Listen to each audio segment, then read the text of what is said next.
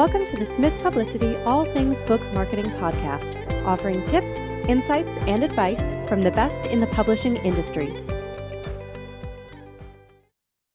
Hello, and welcome to this episode of All Things Book Marketing. I'm your host, Olivia McCoy, and I'm working from home today, so I've got a little bit of a different background. And we have our special guest, Carol van Den Hende. And Carol is an award-winning author who pens stories of resilience and hope. She is also the founder and president of Azine Press, one of the first B Corp publishers in the Northeast United States. Hi, Carol. Hi, nice to see you, Olivia. Nice to see you too. Thank you so much for joining us today. Love being here. I start all of our podcast episodes by asking you to explain a little bit more about who you are and how you help authors. You know, it's interesting because I'm an author myself. And so what I found when I joined the writing community, it's such a warm, welcoming place. And I absolutely wanted to give back. So my day job, my careers have been in marketing, strategy, and digital. And what I found is I can give back to the writing community by translating what's relevant from those areas for authors. So I love speaking at conferences. I've spoken at Writer's Digest, Women Who Write, Rutgers Writers Conference, Novelists Inc., IBPA, so many, I can't even name them all, and really adore connecting with authors in that way to teach different, very foundational concepts that can be confusing, but I really distill it down in a way that's understandable and actionable for authors, including personal brand, marketing strategies and tactics, mindset, and design. So the idea of book covers and how to think about your visual identity is an area I have loved when I've run multi-million to billion-dollar brands. I love design. Well, clearly, because we have your book right behind you, correct? And it's got this gorgeous cover on it. Yep. All there three we of are. my books from the Orchid series do feature orchids in the front. Orchid blooming, goodbye Orchid, and just came out 2 weeks ago. Always Orchid to finish the trilogy. Congratulations on your recent publication. Thank you, Olivia. And did you do the design yourself or have a heavy hand in it, I'm guessing? So I think the magic is really respecting the work of a designer and that the author or the client is a great collaborator in that process. So one of the workshops I teach on book cover design are 5 aspects to keep in mind as you're briefing a designer so that you can really be, an inspiration and help get the best design possible. So in terms of my own involvement in my Goodbye Orchid series covers, I think I've been a really great collaborator, really great at creating inspiring briefs, but I'm not doing the design myself. I respect the work of designers, and I think that it's really learning from my many years actually working with designers that has helped me be that kind of collaborator. I adore that. We're super big into collaboration here at Smith too, so I love hearing that from our guests. And I love the idea of I love that you said about respecting designers and their work. I feel the same way whenever I'm working with someone who has expertise in an area that I'm not fully trained in. They are the expert. I can have all the ideas. We can build the brand together to make sure it's cohesive, but ultimately they know what looks good, what works, based on their experience and expertise. Yeah, and based on what you're trying to achieve, because I feel like there isn't an absolute in terms of what looks good and doesn't look good. And it is one of the points I make when I teach this class on design. It's not about what your personal taste is. Sometimes, people who aren't that sophisticated when it comes to design might say to a designer, I like this or I don't like that. But that's not as powerful as having a clear strategic brief and then assessing versus that brief and saying, in what ways does this design deliver what is requested based on the strategy or not deliver, and why? What am I feeling and why? And then allow the designer to solve for that. 100%.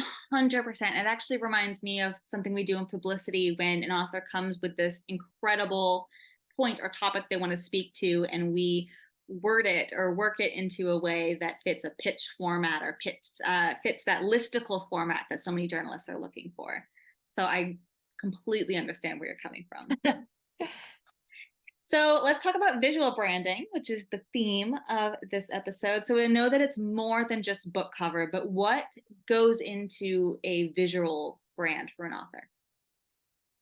For me to speak to that, usually one of the concepts I share in conferences that authors find so helpful is to differentiate the idea of brand versus visual identity, because sometimes they get conflated. So brand is really just a concept, and it can be as simple as your positioning or your promise to readers, your promise even to the professionals you work with. And then visual identity is that visual manifestation of that brand promise brought to life. And of course, there are tactical components of that brand identity. You can, if you go down to the most basic elements, you can talk about the elements of logo, typeface, your color palette, and what images you use. But I really think it's important to take a pause before getting to that tactical level to be clear around the strategy. Because your brand and what you stand for, what's that tonality, what's the personality, and therefore, what are the different ways in which visual images can bring that to life? It's worth giving that some thought before just jumping into, again, I like these colors or I like this font, but to be more strategic and thoughtful, because over time, consistency is what matters, and staying consistent to that brand identity is what matters. And therefore, it's definitely worth taking a pause and thinking about it first. Consistency is one of my favorite words. We were meant to talk then. Absolutely. What then does consistency look like across a visual identity? Is it just fonts and colors and logos, or is it even more than that? It is, and sometimes brands will have a style guide, which would say, here are the fonts that should be used, how should they be used, in what communications hierarchy, here's the color palette that forms this world. Because two things to keep in mind. One, when we take in a visual image, it sometimes just gives us a feeling. We're not being so, as readers or consumers, we're not being particularly rational about it. We're just getting an emotion. And therefore, what's that visual world you want to create that evokes the right emotion that's consistent with your brand? But perhaps I can answer also your question in a more concrete fashion, which is that studies certainly show that readers and people in general see shapes and colors before they read letters and numbers. And therefore, the concept of consistency, part of why it's so important. And I would say, if I had to get it just down to tactics and to help authors, the author name and how that's represented should be consistent. And that is important because if people aren't seeing letters and numbers first, they're seeing shapes and colors. Over time, as they become accustomed to your author name represented in that way, they see it as a shape and as a color first. So it has some of that intuitive recognition, the subconscious recognition, before it can raise the level of consciousness. Because you might have seen these images of an iceberg, and actually only 5% of our decision making is conscious. 95% of it is subconscious. And that's why it's important to think about emotions and what are we evoking, and are we creating enough memory structures so that that consistency can play out and break through. I have a bit more of the marketing distribution style brain. So I am seeing shapes and colors, but another good point of author name is keeping it consistent for algorithm recognition, because they also can get confused by changing any punctuation, any spacing. I had an author once who was doing 2 letters of the first and middle name followed by the last name, and then they put a space in one place but nowhere else, and the algorithms freaked out and were like, it's 2 different people, we can't recognize them. So consistency is important for a number of reasons, not just reader recognition, but also algorithm digital recognition too. So true. The other reason consistency is important is attention spans have dropped. Mm-hmm. There's a book called How the World Sees You by Sally Hogshead. And she talks about in agrarian times, attention spans were 20 minutes long. Can you imagine being able to get 20 minutes of attention, to have somebody look at your book cover, to read the back cover blurbs, to read the jacket copy, to, determine, is this something I would like, read the first few pages? We are not getting 20 minutes of attention span anymore. And some studies have shown if they measure millennial attention spans have dropped to, I often have a slide where I just put an enormous number 9 on the slide and I ask, what do people think that 9 stands for? And some people think, well, maybe attention spans have dropped from 20 to 9 minutes long. But again, you and I as marketers would love if we could get 9 minutes of attention. Actually, attention spans have dropped to 9 seconds long. And Mhm. because people are living incredibly busy lives, trying to navigate so many things between work, school, family, children, writing, whatever, that it is hard to break through. And that's why consistency is important as well, to recognize that's the reality of our busy lives. Do you mind if we use your trilogy as an example? Because I'm looking in the background, I'm seeing consistency across font, across the 2-word titles, the covers. I would love for you to walk us through what the process looked like with the designer. What were you trying to get across to your readers and how they did that within the design? Yes. So here's the debut novel, Goodbye Orchid, and the main portion of the brief, because it's important to have a single-minded brief. And so my single-minded brief, if I had to sum it up, was to really depict the physical and emotional shattering of the characters. Mm. Because the main characters, Phoenix and Orchid, that's why Orchid is in the name of each of the books. It's her name, and why orchids appear on each of the books. The two of them have such an emotional struggle. And if I had to say it in 2 sentences, it's basically he suffers a disabling accident that makes him think he's the exact wrong person for the woman he loves. And you Mm. have to read the series to find out to what extent will she go to prove him wrong. And Cool. so yes, that physical and emotional shattering was so important to capture. And when, the designer really was inspired by the way in which I was able to share the emotionality without her having to read the entire, series or even the entire book to have that sense. And so she captured it in terms of the orchids themselves on Goodbye Orchid, the debut novel. She shattered the orchids in order to represent that. So they're in motion. And what's brilliant as well is that it's not only on the front cover, but if anybody out there gets their own physical copy, the bottom right corner of every page has an image of orchids. And when you look and flip through the pages, the orchids will appear to shatter until you get to the darkest point of the story. And then they visually come together for the emotionally satisfying ending. It's a Oh, flip book feature inside the book. incredible. I love that attention to detail. We really want to create an immersive experience. So it is, of course, the storytelling itself and the craft and the writing have to create that immersion, but also to use elements of design to create that as well. The books have won awards for cover design, also interior design for that innovation. Yes, absolutely. And I can see why. It's gorgeous. And I love that idea. I say that even though I work in marketing, I am the biggest sucker for marketing devices. I will buy the same book in all the different redesigns and images. I will buy all the special editions, no matter how many times I've read it. I also follow a lot of readers and reviewers on TikTok and Instagram, and their biggest complaint in series is when the author does start changing the way that they title their books or the way that they print them. You have all 3 books perfectly the exact same height, and then all of a sudden the 4th book is an inch taller, and it throws off their whole organizational system. I mean, really, that consistency is more than just a nice Yes. afterthought. It really does mean so much to the readers. Yes, readers love the way their bookshelves look. They really treasure the books that they have spent time with. And I love giving them hidden Easter egg design details that they discover on their own. I'll just show you one more in case it's Sure. inspirational for your listeners.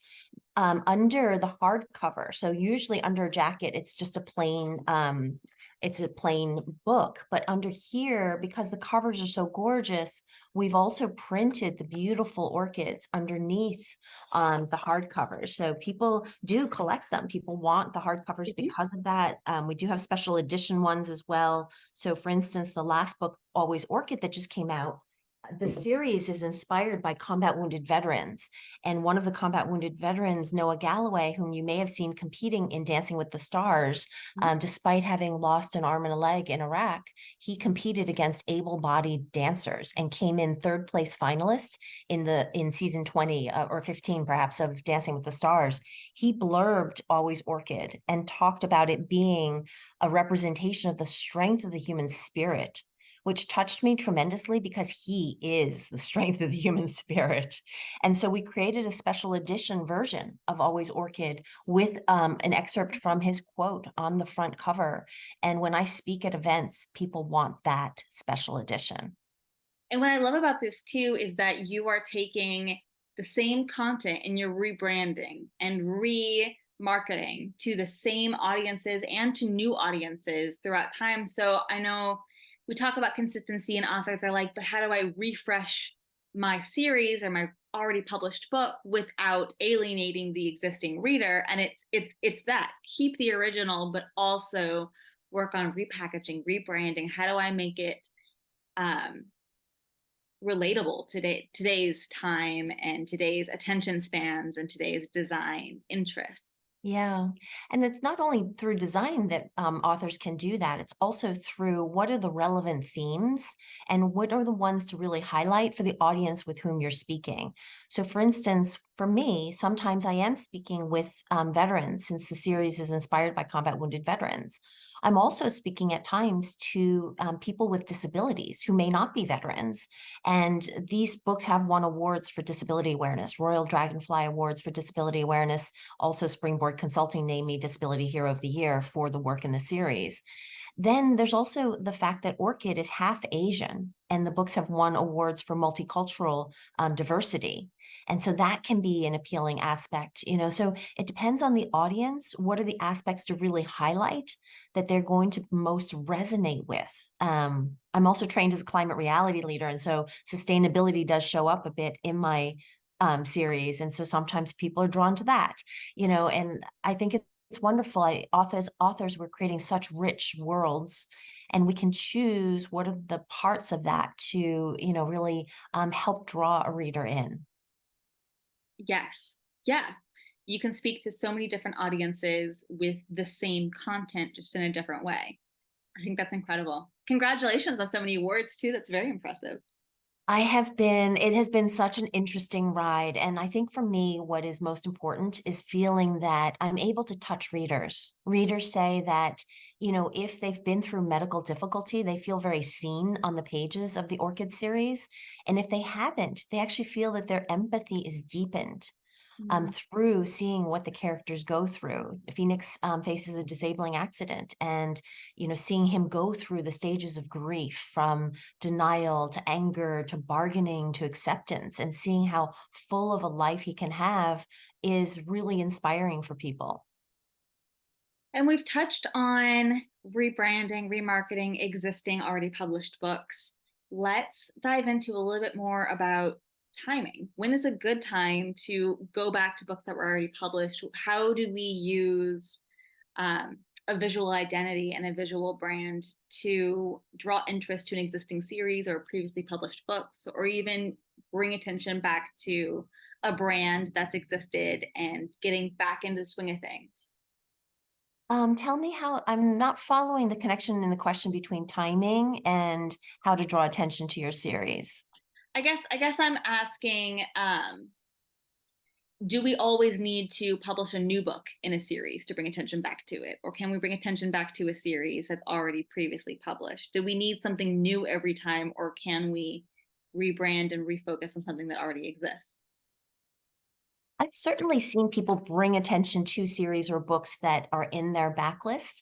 I think, and here we're talking with Smith Publicity, and you guys are PR mavens. So you know this better than I do, which is take advantage, or maybe that's not the right way to say it, leverage something that's culturally relevant in the moment that connects with your story. For instance, I just saw an author friend of mine post about her holiday book called Perfect for the Challah Days, as in the challah, the beautiful braided Jewish bread. And it's so perfect for this time of year, although I don't think that's a new book, but so perfect for that time of year for her to, increase awareness on that, because this is the time of year to be thinking about Hanukkah and Challah and the holidays. And so I just think, people can find the times that, the seasonality and the times that are appropriate for their work, or things that are happening in the news. Perhaps your work, has a point of view on that, can help encourage conversation towards something positive in that. And then that becomes, a great time to talk about your work. One of the things I help authors with, because sometimes authors also, even if they know what they're supposed to do, can feel shy about marketing their work. They think it's self-promoting, it's icky, it's, like, I don't want to shine a light on myself.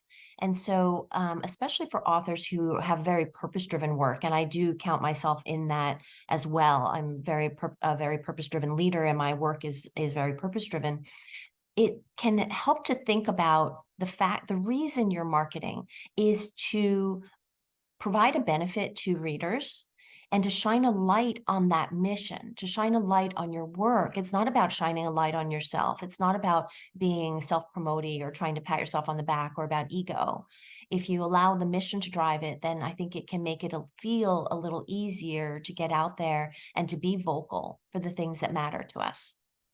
I adore that. I also tell authors that are anxious about self-promoting that we can promote by thanking the people that have supported us and that have gotten there. So instead of saying, my book just won an award, we can say, thank you, award, for recognizing my book. It means so much to me that you saw the value that I'm trying to share with audiences. And it's the same promotional message, but in a way that feels maybe more authentic, that individual person. Yeah, and I think authentic, what you just said, is what's important. So for instance, when I'm thanking, I do feel, I and honestly feel that gratitude towards the people who have helped and towards the awards or whatever it might be. The writing can seem like a solitary pursuit, but there's so many people that are involved Sure. and so many people to thank. It's really a team sport. And It so is. I think that's a great strategy you're giving your clients. Thank you. Have you noticed any trends that we can expect to see more of in 2024 as far as visual identity goes? Interestingly enough, I write an annual column on cover trends for the website called DIY MFA, which stands for Do It Yourself, Masters in Fine Arts. It's a brilliant concept, which basically assumes, says people have access to so much information. And although MFAs can be wonderful, there's also many ways to learn without. And so the annual column I put out, actually, I made predictions for 2023 that I think were quite prescient and continue to hold relevance. And I'll explain the why they continue to hold relevance going forward. So the 4 trends I talked about, one is called animation anytime. And that's the use of what sometimes people call cartoon-like images, or in a graphics terminology would be considered illustrations, as opposed to photography or something that looks more real life. The second is, I said, welcome to the magentaverse, and that's because the Pantone color of the year was magenta. And that kind of rich jewel tone is something we've been seeing in covers for a while. We've been seeing jewel tone blues and purples and magenta. And so it seemed quite appropriate that that was the Pantone color of the year. My third prediction was about title. It's all about the title. And so we do see more and more covers where the title takes up, the majority of the real estate on the front cover.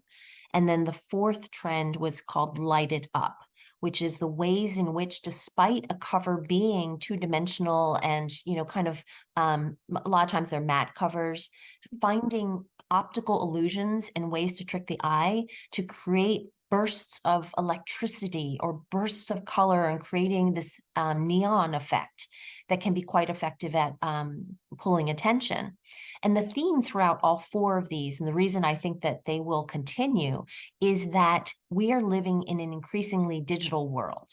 So although, yes, we may still sometimes go to indie bookstores or chain bookstores to see books in person, we are a lot of times discovering books or discovering what to put on our to be read list, our TBR list, through digital means. Maybe we're part of, book groups, or we're following bookstagrammers, or we're, just seeing online content. And so book covers need to break through in a digital world. And to do so, it helps to have, more simplified images that you might see in the animation, or the oversized title that I talked about, or these, very eye-catching colors to really try to grab attention. But I often say it's about balancing breakthrough with meaning. You don't want to let that get out of balance. So yes, you may, employ some of these tactics to try to break through. But don't forget the strategy and the brief that you wrote and what it is that you're trying to communicate, your single-minded brief that you're trying to communicate, so that you're also landing the meaning, the hook, the thing that's so important for people to know, that whether they're going to decide whether they're going to like and try your book or not. That's incredible. I feel like we just got a glance into the future a little bit. That's exciting. And you're right. I have noticed more covers that have a sort of 3D element, whether that is a literal foil effect on the cover that's reflective or something, or even just dimension within the art. That's so incredible. And of course, magenta, especially with the Barbie movie coming out, that's just really, wow, very insightful. Thank you for sharing that with us. You're welcome. Yeah. And I was so happy that one of my book covers already had been chosen to be magenta before the Pantone color of the year had come out. I was going to say, I see all those elements in your books right there behind you. Absolutely. Well, thank you so much for joining us. Could you tell us a little bit more of how our listeners can get in touch and learn more?